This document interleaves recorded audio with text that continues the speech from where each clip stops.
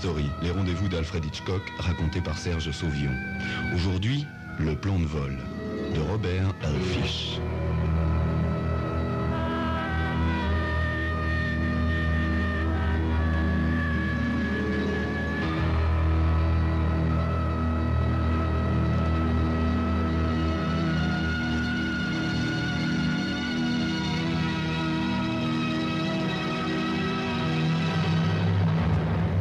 De l'après-midi, par une chaude journée de fin d'été.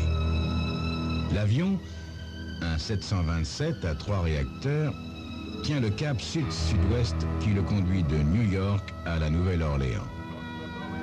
Dans la cabine, chacun est à son poste, silencieux, consciencieusement absorbé par sa tâche. Tous ont déjà assuré de nombreuses fois ce vol régulier de leur compagnie, et l'ennui les assaille. Pourtant, ils restent attentifs et vigilants. La porte étroite qui communique avec le reste de l'appareil s'ouvre sur le radio, un petit blond au visage juvénile qui vient s'asseoir à nouveau à son poste. Tandis qu'il coiffe son casque, il échange avec le commandant un regard amical. Toute l'équipe s'entend parfaitement. C'est merveilleux de travailler ainsi entre amis. Au loin, le soleil s'enfonce derrière les montagnes du Tennessee, éclairant d'un dernier feu quelques nuages qui s'effilochent dans le ciel calme. Le commandant décroche le micro, ce qui a pour effet d'interrompre la musique douce diffusée par les haut-parleurs. Il fait une annonce aux passagers. Ici le commandant Little John. Mesdames et messieurs, veuillez observer à votre droite, presque sous l'appareil, le lac du barrage de Watts. Les passagers de la rangée de gauche peuvent apercevoir le barrage lui-même et, au-delà, le lac Chickamauga. Au loin, les Appalaches. Mais à cette heure-ci, on les distingue difficilement. Il raccroche le micro et rétablit le flot de musique afin de bercer à nouveau ses chers passagers. Presque immédiatement, un voyant rouge s'allume sur le tableau de l'interphone. Little John appuie aussitôt sur le bouton et une voix de femme au débit précipité s'élève. « Commandant, ici Clarisse. Nous avons des ennuis. Un passager s'est enfermé dans les toilettes avec Millie. » Afin d'éviter tout malentendu, l'hôtesse ajoute « Ça n'est pas un dragueur, commandant. C'est un pirate de l'air. » Le commandant de bord reste quelques secondes sans voix. À côté de lui, le copilote et le radio le regardent d'un air tendu et angoissé, mais il ne manifeste aucune panique. Cette éventualité, plusieurs de leurs collègues ont eu à y faire face. Ils se sont donc préparés eux-mêmes à l'affronter. Des vies d'hommes et de femmes sont entre leurs mains et ils doivent les préserver coûte que coûte. Les passagers se sont-ils aperçus de quelque chose, Clarisse ? Demande le commandant à l'hôtesse. Non, ils ne savent rien encore, répond la jeune femme. Très bien. Ne les prévenons pas pour l'instant. On verra plus tard. Maintenant, racontez-moi tous les détails. Eh bien, l'homme a fait irruption dans l'office où Millie et moi préparions des boissons. Il a braqué un revolver sur Millie. C'est elle qui se trouvait le plus près de lui. Un hasard, voyez-vous, ça aurait pu être moi. Continuez, Clarisse. Qu'est-ce qui s'est passé ensuite ? L'interrompt le commandant. Il l'a contrainte de rentrer dans les WC avec lui et il a poussé le verrou. Poursuit l'hôtesse. Au début, j'ai pensé que c'était peut-être un maniaque, un fou. J'ai interrogé Millie à travers la porte. Et alors ? Elle dit qu'il braque toujours son revolver sur elle et tient un petit flacon rempli d'un liquide jaune et huileux.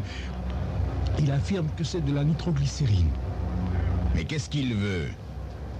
Il veut que l'avion soit dérouté sur Jacksonville pour faire le plein, répond Clarisse. Pour la suite, il donnera des instructions au fur et à mesure. Que dois-je faire, commandant ? La voix de l'hôtesse est montée d'un cran. Le commandant de bord a le sentiment qu'elle est prête à craquer. Il s'éclaircit la voix. Très bien, dit-il. Je vois que vous n'avez pas perdu votre sang-froid, Clarisse. Je vous félicite. Maintenant, écoutez-moi bien. Mettez une pancarte inutilisable sur la porte du WC. Ils pourront toujours se servir de l'autre. Et continuez votre travail comme d'habitude. Surtout que les passagers ne s'aperçoivent de rien. Émilie, qu'est-ce que je lui dis ? demande l'hôtesse. Restez en contact avec elle, mais discrètement surtout. D'accord, Clarisse? Vous allez tenir le coup, hein? Oui, commandant. C'est très bien, ma petite. Je sais que vous allez tenir le coup. Nous allons nous en sortir, ayez confiance. Maintenant, donnez-moi des précisions sur ce passager. Vous avez pu repérer qui il était? Oui, commandant. Il occupait le fauteuil 16C. D'après la liste des passagers, c'est un certain Charles Wagner, de Hartford. Et de quoi il a l'air, ce type? L'hôtesse répond après un petit temps de silence. Il ressemble un peu à tout le monde. La trentaine, les cheveux plutôt longs, déjà clairsemés. Très bien, Clarisse. Suivez bien mes instructions. Pendant ce temps, je demande des directives à la Nouvelle-Orléans. Je vous appelle dès que j'ai du nouveau. Le radio a déjà fait le nécessaire pour entrer en contact avec la tour de contrôle de la Nouvelle-Orléans. Nous avons un pirate à bord, muni d'un revolver et peut-être de nitroglycérine, explique Little John. J'ai l'impression qu'il ne bluffe pas. Il veut d'abord aller à Jacksonville pour faire le plein. Ne quittez pas, demande la voix de la tour de contrôle. J'en réfère au service de sécurité. Le commandant attend en regardant droit devant lui. Ses traits sont légèrement crispés, mais il a l'air calme. À côté de lui, le copilote tient fermement les commandes. Enfin, après une attente d'1 ou 2 minutes, qui paraît très longue aux 3 hommes, une voix autoritaire retentit. « Commandant Little John, ici service de sécurité. Vous avez l'autorisation de dérouter sur Jacksonville. Terminé. » Aussitôt, le commandant reprend les commandes, tandis que le copilote cherche la carte correspondant au nouvel itinéraire de l'avion. Bientôt, le 727 amorce un long virage. Ce changement de direction ne doit pas passer inaperçu aux yeux des passagers. Sans doute se pose-t-il des questions. Little John pense qu'il vaut mieux les rassurer. À nouveau, il saisit le micro et annonce « Mesdames et messieurs, afin de permettre aux occupants des fauteuils de la rangée de droite de bien voir les aménagements du barrage, nous avons décidé de faire un petit détour. L'équipage et moi-même sommes heureux de vous offrir ce petit plaisir. » « Très astucieux, commandant !» complimente la voix provenant de la tour de contrôle. « Mais naturellement, tout à l'heure, il faudra bien finir par les informer. En attendant, mettez-vous en contact avec la tour de Jacksonville. Nous restons nous-mêmes en liaison. » À ce moment, la voix de Clarisse retentit. « Commandant, l'homme veut une rançon pour les passagers. Il les laissera descendre à Jacksonville si on lui remet l'argent à l'atterrissage. Dans le cas contraire, il s'occupera d'abord de Millie et fera ensuite exploser l'appareil. »« Combien ?» demande Little John. La voix de l'hôtesse est monocorde, comme si elle était épuisée, dépassée par la situation. « 250 000 $, annonce-t-elle. « Il faut que l'argent soit mis dans un sac de voyage en coupure de 50 ou de 100 $. L'avion doit se poser au bout de la piste 41 de Jacksonville. »« Malin, le type, » commente le copilote. « Il veut que tout se passe le plus loin possible des bâtiments de l'aéroport. Il a dû repérer les lieux. » L'hôtesse continue d'énoncer les instructions du pirate. « Avant que les passagers ne soient descendus, personne, absolument personne ne pourra s'approcher de l'appareil. Ensuite seulement, le sac de voyage contenant l'argent pourra être jeté dans la carlingue. Il demande aussi un parachute. »« Un parachute ?» ?»« Oui, un de ceux qu'on utilise dans les clubs de parachutisme à ouverture commandée. »« C'est tout, Clarisse ?»« Oui, commandant, c'est tout. Il donnera d'autres instructions si tout se passe bien. » Le commandant informe le service de sécurité de la Nouvelle-Orléans des nouvelles exigences du pirate.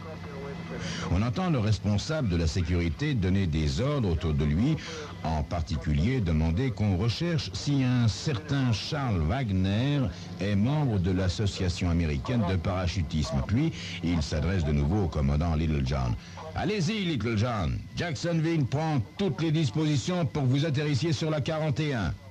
Pendant ce temps, nous nous occupons de trouver le parachute et l'argent. Il l'aura, son fric, le salaud. Mais pas pour longtemps, je vous prie de le croire. Monsieur, ne commettons pas d'imprudence. La vie de Millie est en danger et celle de mes passagers. Vous inquiétez pas, commandant, je crois avoir compris ce qu'il manigance, votre homme. Allez-y, allez-y. Chargez-vous de mener votre avion jusqu'à Jacksonville. Faites tout ce qu'il vous dit, bien sagement. Malgré la situation dramatique, Little John est agacé par le ton un peu condescendant et supérieur du responsable de la sécurité. Sacré bureaucrate, se dit-il. Faut toujours qu'ils se donnent des airs de matamor, même quand ils sont incapables de contrôler la situation. Mais ça n'est pas le moment de se montrer susceptible. Il prend le micro et fait une annonce aux passagers. Mesdames et messieurs, c'est de nouveau le commandant Little John qui vous parle. En raison de conditions atmosphériques particulières, nous nous voyons contraints de nous poser sur l'aéroport de Jacksonville, en Floride. Toutes les dispositions sont d'ores et déjà prises pour assurer la fin de votre voyage jusqu'à la Nouvelle-Orléans. Tout l'équipage et moi-même vous présentons nos excuses pour ce contretemps. Veuillez à présent attacher un cadre. Merci.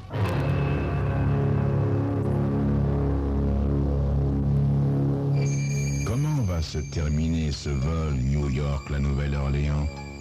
Avec un pirate qui menace de tuer l'une des hôtesses et de faire sauter l'avion si on ne lui donne pas 250 000 $ et un parachute.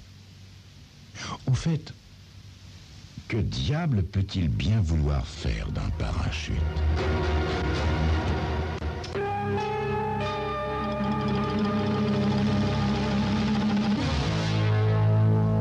Le commandant Little John s'efforce de reporter toute son attention sur le pilotage de l'avion. Le soleil a complètement disparu maintenant, mais le ciel, derrière les Appalaches, est encore baigné de lumière. Au bout de quelques minutes, le 727, guidé par la tour de contrôle de Jacksonville, s'engage dans le couloir aérien qui lui a été réservé et commence à amorcer doucement la descente. Dans la cabine, la tension est extrême et se reflète sur les visages des trois hommes.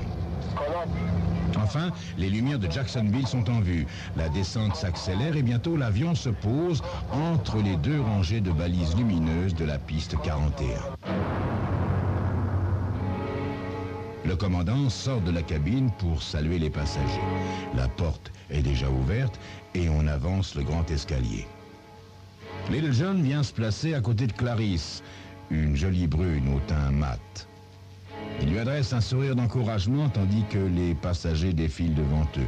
Beaucoup, dérangés par cette escale imprévue, grommellent ou expriment plus ouvertement leur mécontentement. Comme une litanie, le commandant et l'hôtesse renouvellent leurs excuses. L'opération de débarquement leur paraît s'effectuer avec une lenteur insupportable. Enfin, il ne reste plus que l'équipage dans l'avion. L'équipage et le pirate, là-bas, dans les WC, tenant la vie de Millie entre ses mains. À l'extérieur, les employés qui ont aidé au débarquement des passagers ont disparu. Tout est complètement désert maintenant. Un silence pesant enveloppe l'appareil. Mais qu'est-ce qu'il fout, bon Dieu? Murmure Little John. Ils vont pas nous laisser tomber maintenant. Ça n'a pas dû être facile de trouver tout cet argent et même le parachute. Remarque Clarisse, il faut leur laisser le temps. Je retourne auprès de Millie, la pauvre. Elle a besoin de savoir que nous sommes près d'elle, de l'autre côté de la porte, pour supporter la situation. Enfin, on entend un bruit de moteur. Little John se penche sur la passerelle et aperçoit une camionnette qui approche.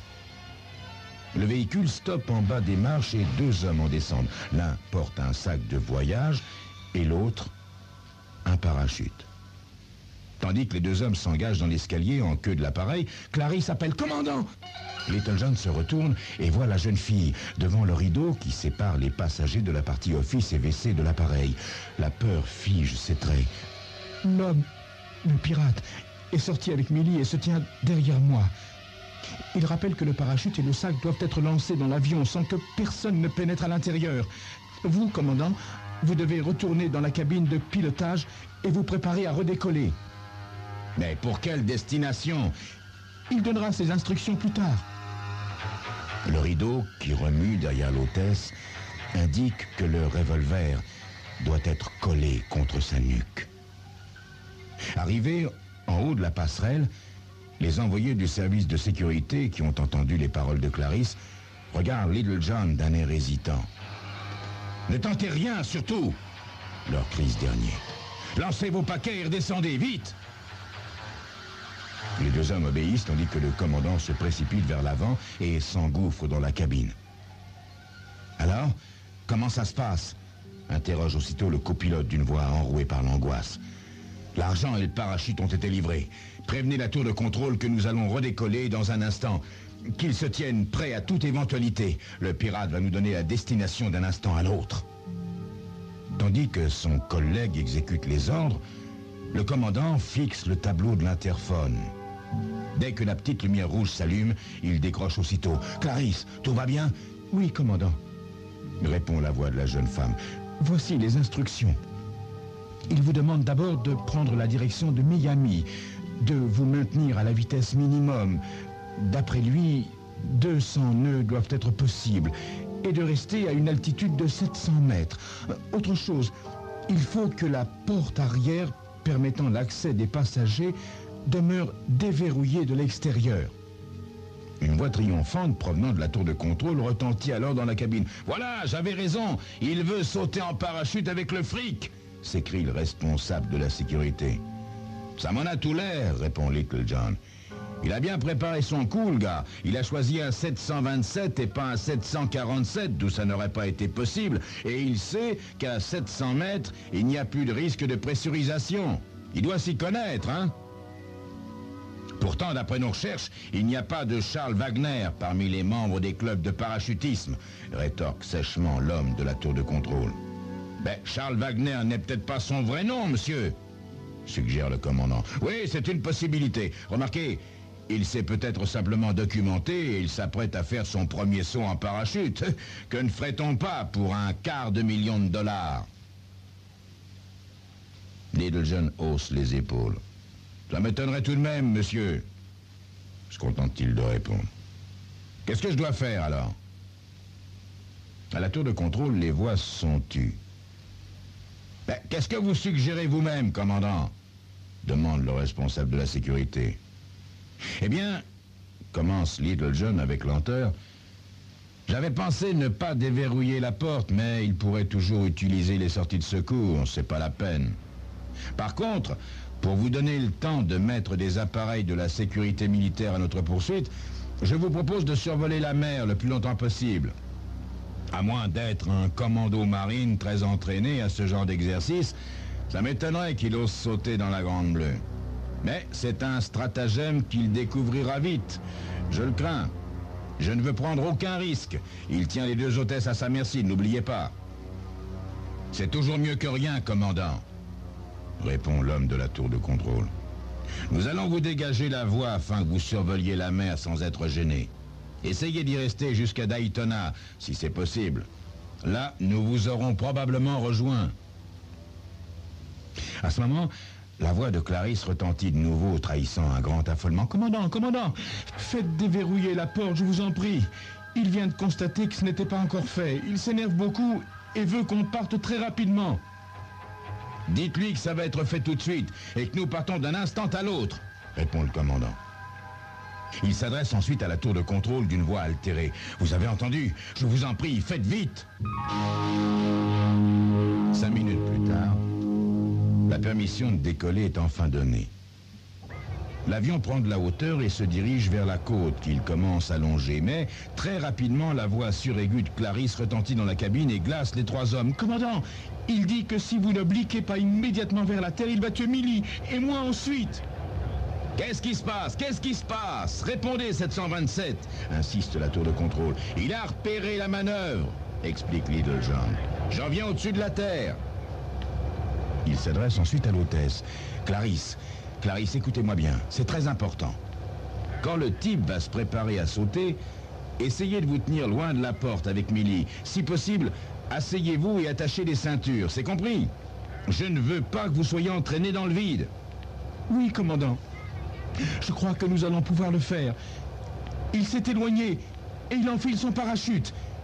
Il tient la bouteille de nitroglycérine à la main. Il la fera tomber si nous faisons un pas vers lui. D'accord, ne tentez rien. Attachez-vous. C'est fait, commandant. Oh, il va ouvrir la porte. Ça y est, il saute. De la tour de contrôle, des exclamations fusent. C'est le désappointement, car le dispositif permettant de capturer le pirate n'a pu être mis en place. De plus, il a sauté dans une région désertique où il sera très difficile de le repérer si on n'y parvient jamais. L'ordre est donné au 727 de retourner se poser à Jacksonville, ce qu'il fait sans plus tarder. Comme la porte est restée ouverte, les hôtesses restent attachées à leur siège, tandis que le commandant, le copilote et le radio ne quittent pas leur cabine.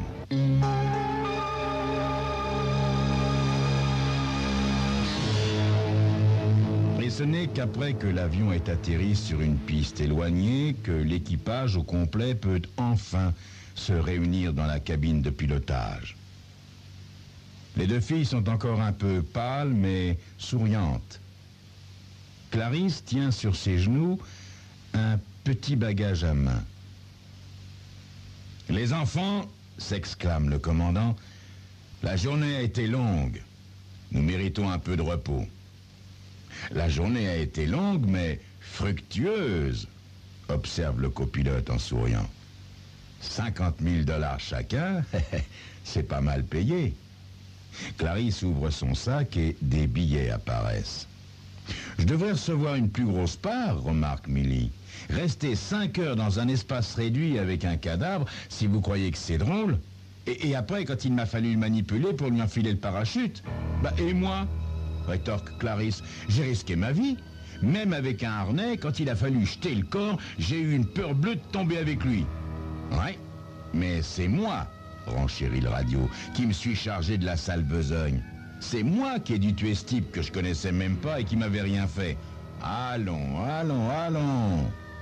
Commençons pas à nous disputer, intervient le commandant. Nous avons tous été parfaits. Ouais, approuve le copilote. Surtout ce Charles Wagner, qui a poussé la complaisance jusqu'à aller faire pipi juste au bon moment. Enfin, au mauvais moment pour lui. Enfin, quand on monte dans un avion, on prend toujours des risques, pas vrai?